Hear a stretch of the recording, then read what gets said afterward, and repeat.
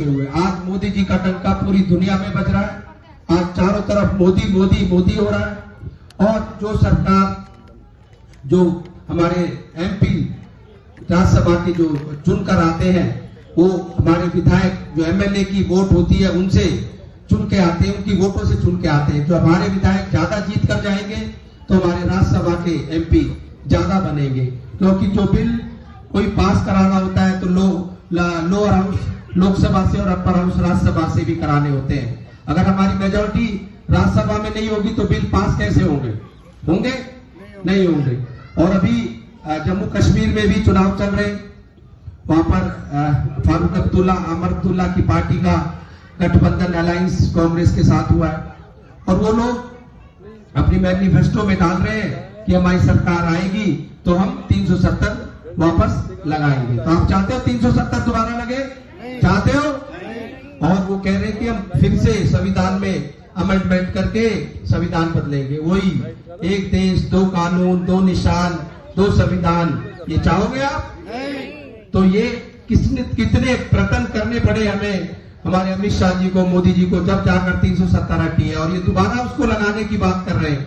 तो आप लोग को देखना पड़ेगा। अभी मेवात में हमारे एक कांग्रेस की जनसभा में पाकिस्तान जिंदाबाद के नारे लगे।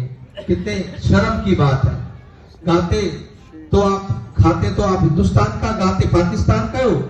इतना ही पाकिस्तान से प्रेम है तो हिंदुस्तान छोड़ के चले जाओ, वहीं रहो, पाकिस्तान में ही रहो। क्यों रहते हो हिंदुस्तान में? और आज पाकिस्तान वाले हिंदुस्तान में मिलने को तैयार है, पीओके वाले मिलने को तैयार है। वहां मोदी मोदी मोदी हो रहा है, और ये उल्टा। इनको एक बार पाकिस्तान में भेज के देख लो ना क्या हाल हो रहा है वहां, या जो इनको आजादी मिल रही है वहां पता लग जाएगा किस तरह से वहां पे अत्याचार होते हैं, किस तरह से उनकी खाने के लाने पड़ रहे हैं। और ये लोग किस तरह से, अभी बांग्लादेश में की प्राइम मिनिस्टर जो इंडिया में आई, वो उसकी कम्युनिटी के 58 कंट्री है, वो कहीं नहीं गई, इंडिया में आई ना, क्योंकि मोदी जी के ऊपर विश्वास था। और इनके नेता कहते हैं कि जैसे बांग्लादेश में हुआ वो इंडिया में, भारत में भी होगा। ऐसा भारत में होना चाहिए?